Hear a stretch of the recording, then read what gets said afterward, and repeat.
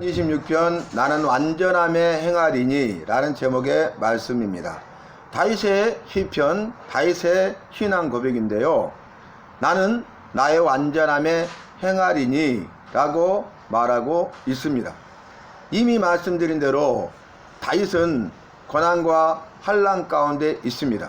생사의 위기 가운데, 죽음의 위기 가운데, 또 죽음 가운데 있는 사람이 다윗입니다. 그런데 다윗은 그런 생사의 위기 가운데 있을 때에 그의 신앙 고백처럼 사망의 음침한 골짜기를 다닐 때에도 그는 첫째는 여호와께 은혜를 구하고 두 번째는 구원을 간구했습니다. 다윗의 시편을 보면은 공통적으로 계속 반복되는 단어가 은혜와 구원입니다. 한 문장으로 말하면 여호와의 은혜로 구원을 받습니다. 오직 여호와의 은혜로만 구원을 받습니다. 구원 받는데 구원의 근거가 뭐냐? 여호와의 은혜예요. 구원의 근거가 여호와의 은혜고 구원의 근거인 그 여호와의 은혜를 믿음으로 구원을 받는 것입니다. 다시 말하면 우리가 죄로부터 용서함을 받는 것도 그 근거가 은혜입니다. 죽음으로부터 살리심을 받는 것도 그 근거가 은혜입니다. 그러니까 여호와의 은혜를 인하여 죄 용서함을 받고 여호와의 은혜를 위하여 구원을 받았다. 이것이 성경이 말하는 증거입니다. 그래서 사도 바울도 자신의 삶을 돌아보면서 자기의 삶을 마무리하기 전에 그의 모든 일생, 특별히 다메섹에서 부활하신 주님을 만나고 했지만 이후에 복음을 위하여서 살았던 그의 모든 삶, 사도로서의 그의 사역을 돌아보면서 위대한 신앙 고백을 하죠. 이것이 바울의 간증이 되고 찬송이 되고 위대한 신앙 고백이 되는데 그 한마디가 뭡니까? 나의 나된 것은 오직 여호와의 은혜로다. 그 고백을 하고 있습니다. 나의 나된 것은 오직 여호와의 은혜. 그건 뭐냐면은 내가 죄 용서 받은 것도 여호와의 은혜고 내가 구원을 받은 것도 여호와의 은혜입니다. 나를 죄로부터 건지시고 죽음에서 살리신 것은 여호와의 은혜입니다. 오직 은혜입니다. 그래서 그 나의 나된 것은 오직 여호와의 은혜로다. 오직이란 말을 넣어서 강조하고 있는 것이죠. 다른 것은 없다는 거죠. 은혜 외에 다른 것은 없다는 거예요.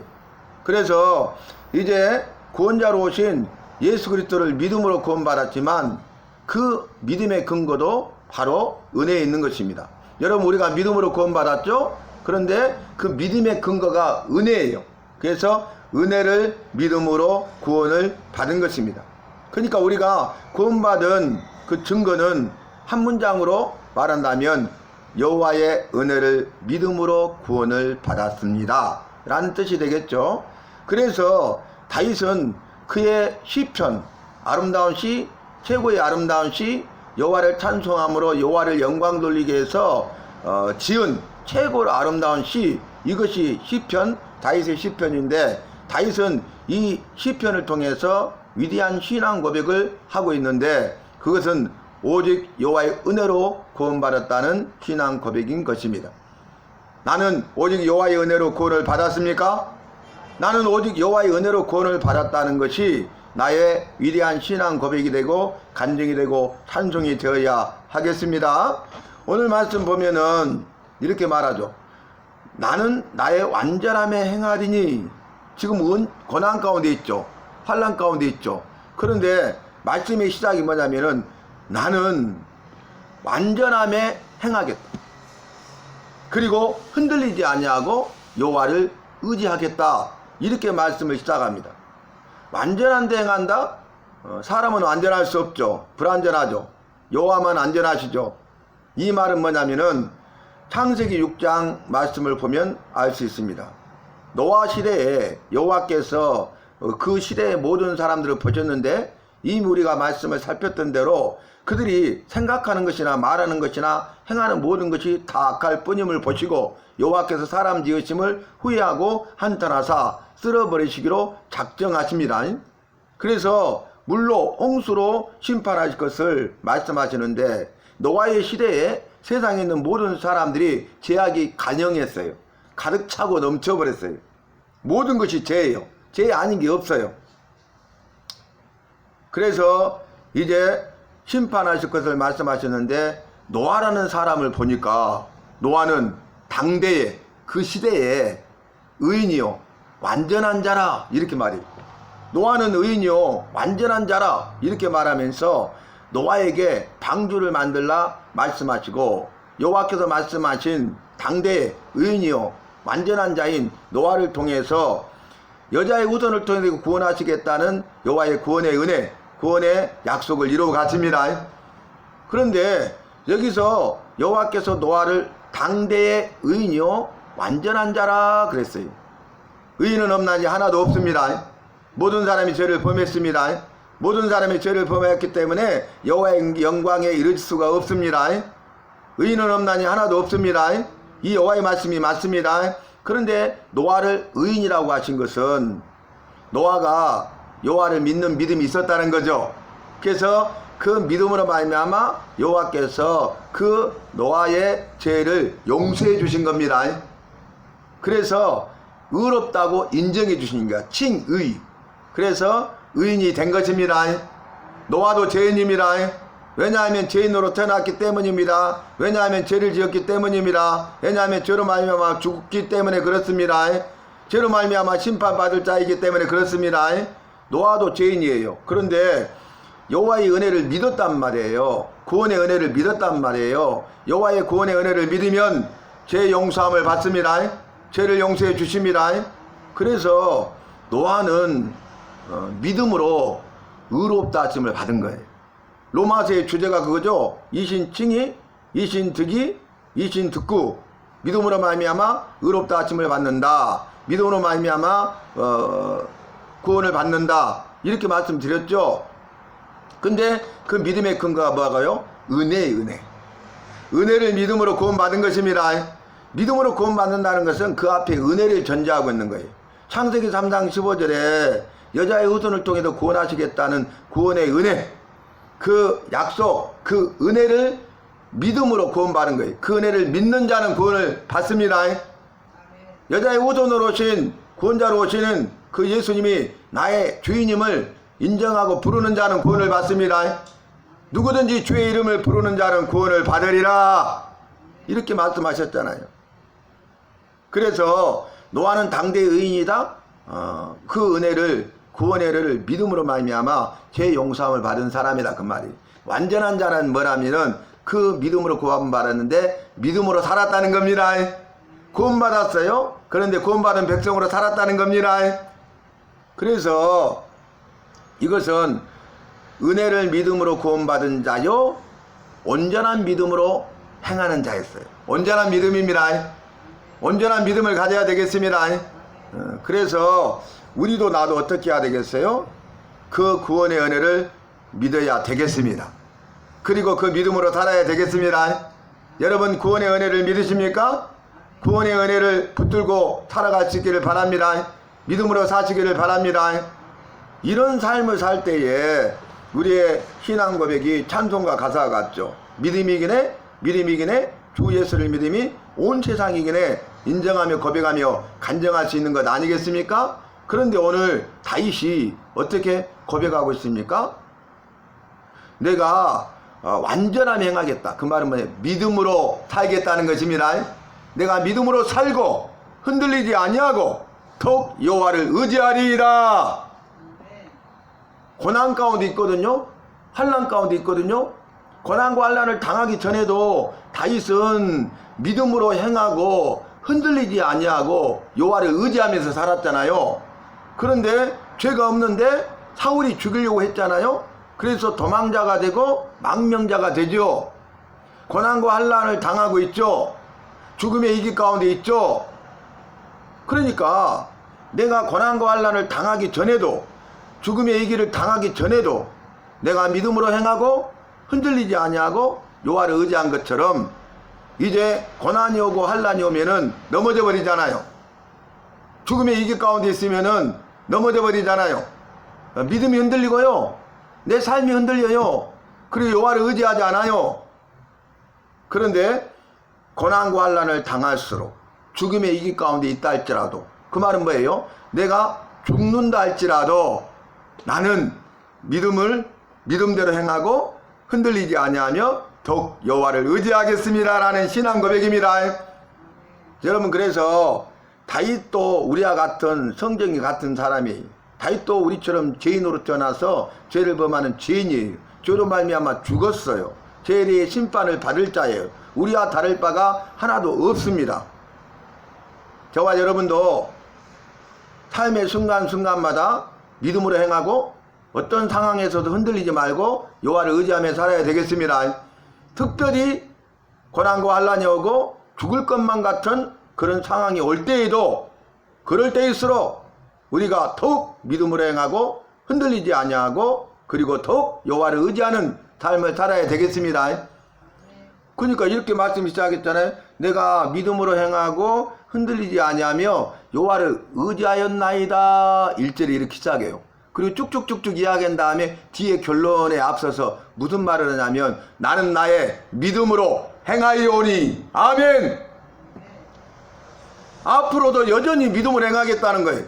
고난과 환난을 당하기 전에도, 고난과 환난 가운데서도 살았던 것처럼 앞으로도 나는 오직 믿음으로 살겠습니다.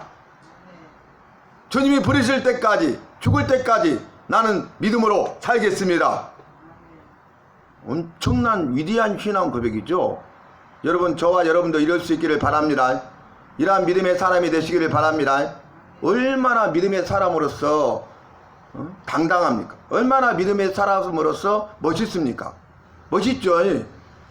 부럽잖아요, 여러분. 우리도 예수 믿는 사람 아닙니까? 나도 예수 믿는 사람 아닙니까? 나도 믿는다고 하고 있지 않습니까? 그런데 나는 어떤 삶을 살고 있습니까? 평상시에 믿음으로 행하고 있어요? 흔들리지 않아요? 그리고 여호와를 의지하고 있어요? 고난과 환난이 와도 죽는다 할지라도 그 믿음으로 행하고 흔들리지 아니하고 그리고 더욱 여호와를 의지하는 삶을 살아야 되겠습니다. 그래서 다윗이 시편 26편을 통해서 자신의 신앙과 삶에 대해서 위대한 고백을 하고 있는 시편이 26편이에요. 뭐라고 하냐면은 여호와여 나를 살피시고 시험하사 내 뜻과 내 양심을 단련하소서. 여호와여 나를 판단하소서. 당당한 거죠. 내가 나의 완전함에 행하고 흔들리지 아니하고 여호와를 의지했으니 여호와여 나를 판단하세요. 여호와는 아시잖아요. 내 말이 진짜인지 가짜인지, 내가 그렇게 살았는지 안 살았는지 아시잖아요. 나를 판단하세요. 여호와여 나를 살피시고 시험하사 내 뜻과 양심을 단련하세요. 그러니까 그렇게 살았다는 거죠. 확실하게 그렇게 살았다는 거죠.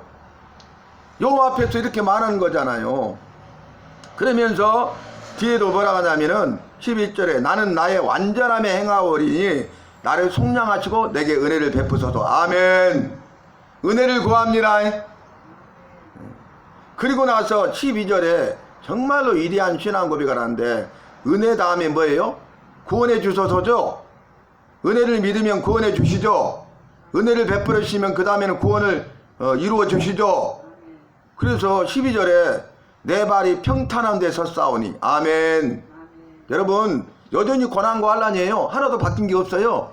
여전히 죽음의 위기 가운데 있어요. 죽음 가운데 있어요. 나와 죽음 사이는 한 걸음 뿐이에요. 바뀐 건 하나도 없어요. 그런데 이런 신앙 고백을 해놓고 뭐라고 하냐면은 내 발이 평탄한 데 섰사오니. 아멘. 이미 이 여호와의 은혜가 임해서 구원 받은 것처럼 신앙 고백하고 있습니다. 아니, 내 발이 평탄한 데 선 것 아니잖아요. 죽음의 위기 가운데 있고 사망의 음침한 골짜기를 걸어가고 있는데 살얼음 판인데 죽느나 사느나 기로에 있는데 어떻게 내 발이 평탄한 데 서 있어요? 그냥 미끄러져서 실족해도 죽을 것만 같잖아요. 그죠? 그런데 내가 믿음으로 행하고 흔들리지 아니하고 여호와를 의지했는데 지금 환난과 고난 가운데에서도 여전히 믿음으로 행하고 흔들리지 않고 더욱 여호와를 의지하고 있지 않습니까? 그래놓고 나는 앞으로도 여호와를 믿는 믿음으로 살겠습니다. 그 고백을 해요. 그리고 나서 내 발이 이미 평탄에 섰음을 믿음으로 선포하고 있습니다. 여호와께서 은혜를 베푸다 구원하실 것을 확실히 믿고 선포하고 있습니다. 앞으로 될 일인데 이미 된 것처럼 신앙 고백하고 있죠. 그러니까 여호와께서 그 다윗의 기도를 들으시고 은혜를 구하니 은혜를 주시고 구원해 주실 것을 간구하니 구원해 주신 것입니다. 마귀는요, 우리 평상시에도 여러 가지 것들을 통해서 우리를 흔들어 버려요. 그래서 우리가 믿음으로 살거나 흔들리지 않거나 여호와를 의지하는 삶을 살지 못하도록 해방하고 방해합니다. 우리가 그렇게 살잖아요. 비상을 걸어서 고난과 환난을 통해서 우리를 넘어뜨려 버려요. 죽음의 이 길을 통해서 우리를 넘어뜨려 버려요. 그게 뭐예요? 믿음으로 행하지 못하도록, 흔들려 버리도록, 여호와를 의지하지 못하도록. 그런데 오늘 다윗은 믿음으로 행했어요. 여러분, 믿음으로 행하고 흔들리지 아니하고 여호와를 의지했잖아요. 이게 하나로 돼 있지만 순서로 말할 수 있어요. 믿음으로 행하니까요, 흔들리지 않는 겁니다. 흔들리지 않는 거예요. 그러니까 흔들리지 않으니까 여호와를 의지하는 겁니다. 아시겠습니까? 그래서 첫 단추가 뭐냐? 믿음으로 행하는 거야. 믿음으로 행하는 것이 흔들리지 않는 삶의 비결입니다. 믿음은 흔들리지 않습니다. 나의 믿음은 흔들리지 않습니다. 그런 신앙 고백이에요. 다윗은 믿음은 흔들리지 않아요. 나의 믿음은 흔들리지 않아요. 이렇게 신앙 고백하고 있습니다. 그러니까 사람들은 에이스 침대는 흔들리지 않습니다. 그러잖아요. 에이스 침대 선전. 그런데 우리의 믿음, 나의 믿음은 흔들리지 않습니다. 라고 신앙 고백할 수 있기를 바랍니다. 여호와 앞에 신앙 고백할 뿐만 아니라 더 나아가서 많은 사람 앞에 이렇게 간증할 수 있기를 바랍니다. 그래서 마지막 12절에 내 발이 평탄한 데 섰사오니 무리 가운데서 여호와를 송축하리이다. 아멘. 이미 이루어진 것처럼 신앙 고백하면서 이 일을 축하하면서 여호와를 부르며 높이고 영광을 돌렸다 그 말이. 우리는 상황 환경에 매여 있잖아요. 여전히 쩔쩔매고 있잖아요. 그것 때문에 그냥 죽을 것만 같잖아요. 그러면 믿음이 흔들려 버리잖아요. 내 삶이 송두리째 흔들려 버리잖아요. 여호와를 의지하기보다는 염려 근심 걱정으로 가득 차 있잖아요. 그런데 다윗은 이렇게 고백하는 거야. 내 발이 평탄한 데 섰사오니 무리 가운데 내가 여호와를 송축하리이다. 이 일을 행하신 여호와를 내가 부르고 높이고 이 일에 대해서 기뻐하고 즐거워하겠나이다. 그런 신앙 고백이에요. 아무 일도 일어나지 않았어요. 상황은 하나도 안 바뀌었어요. 더 쉽게 말씀드릴까요? 문제가 해결되지 않았어요. 여전히 고난이 있고 여전히 환난 가운데 있고 여전히 죽음의 위기 가운데 있어요. 앞으로 이 문제가 언제 해결될지도 몰라요.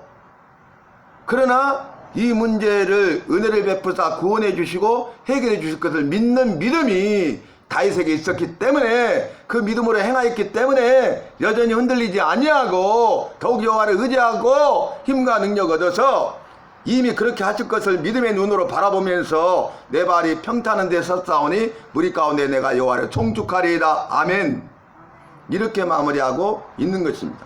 오늘 금요기도로 영광 돌리는 사랑하는 성도 여러분, 저와 여러분은 날마다의 삶 가운데 믿음으로 행하고 흔들리지 않고 여호와를 의지하는 믿음의 삶을 사시기를 바랍니다. 고난이 와도 환난이 와도 죽음의 위기 가운데도 그렇게 사시기를 바랍니다. 그리고 나는 앞으로도 주님 부르실 때까지 믿음으로 살겠다고 고백하시기 바랍니다. 그리고 믿음으로 선포했다면 그 일을 이루실 것을 확실히 믿고 그 일이 내 앞에 이루어진 것처럼 신앙 고백하고 그래서 여호와를 부르고 여호와를 높여드리고 여호와를 인하여 기뻐하고 즐거워하고 찬송할 수 있는 저와 여러분의 날마다의 삶이 되시기를 예수님의 이름으로 축복합니다.